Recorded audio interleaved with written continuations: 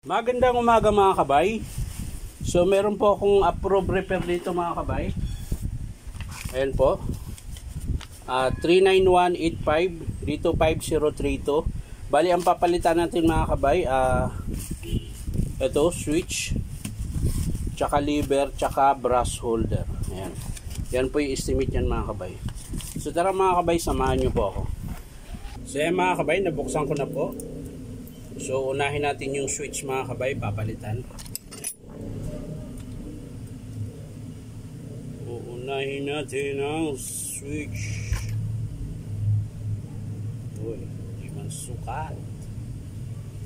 Mali.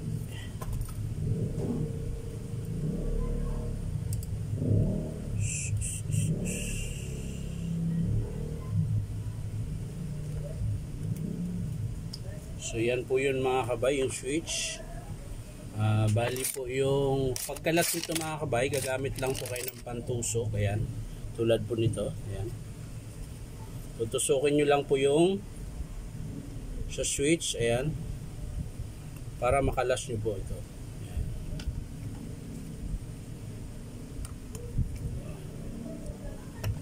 Ayan. Tapos kakabit natin mga kabay. Ayan, tutusok mo rin lang to. Ayan, pakita ko sa inyo na malapitan mga kabay. Ayan. Tutusok nyo lang dito. Ayan, dito. Yun. So yan, okay na yun mga kabay. Tapos dito naman sa kabila, ganun din. Ayan, itutusok mo lang dito mga kabay. Dito po siya.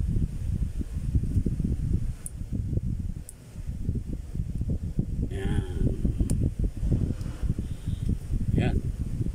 So yan na po siya mga kabay. Ngayon pag nilipat nyo rin ito mga kabay, ayan, yung kapasitor nya, tutusukin nyo lang to. Ayan, para mahugot nyo po ito.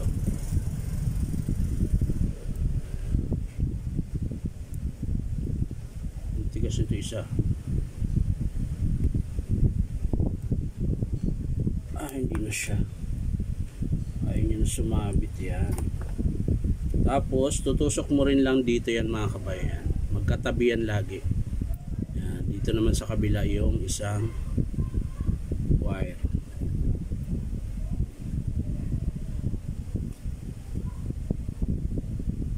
Yan.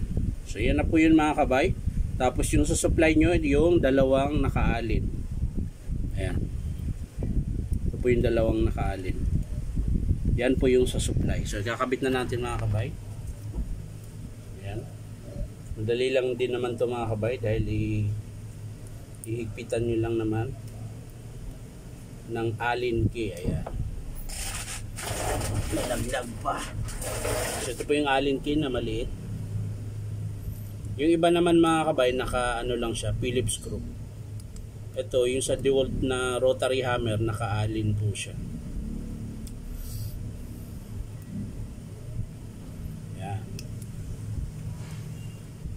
So yan na mga kabay, okay na. So ang sunod na ikabit natin yung, syempre yung brush holder mga kabay. Ito po, magpapalit po tayo ng brush holder. Ano ba yan? Saan ba yung kakabit yan? Nakalimutan ko eh. Ang kulay kasi ng blue, brown, as in, Bakit apat? Tatlo lang dapat. kasama yung ano eh. Kasama yung kulay niya yellow. Pag tatlo lang, iwasan mo na yung green. Kasi dito yung green, dito yung brown. Nakapit mo lang black.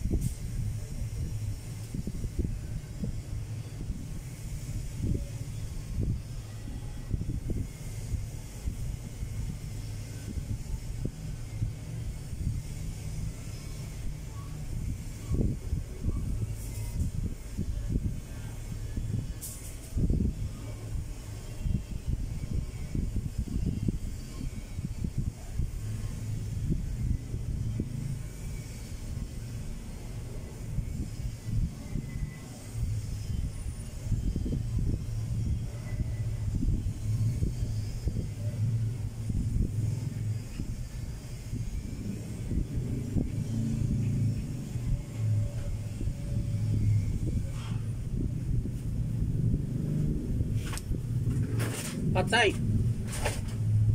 So yan mga kabay, naiwan ko pala, hindi ko na stop. Ayan, meron kasing tinisting na inverter na welding mga kabay. Tinulungan ko lang yung kasama ko. So yan mga kabay, kakabit ko na po. Ilalagay na po natin sa kanyang inalalagyan. So yan mga kabay, kakabit na natin.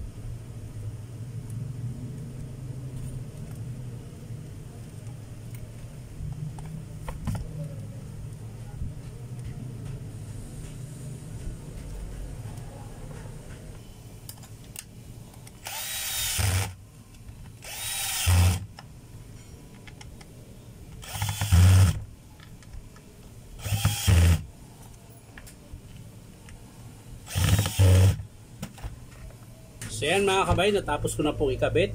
Switch, lever, tsaka reverse o brass holder. So titesting natin mga kabay. Yan, naka-forward po yan. Ito po yung reverse.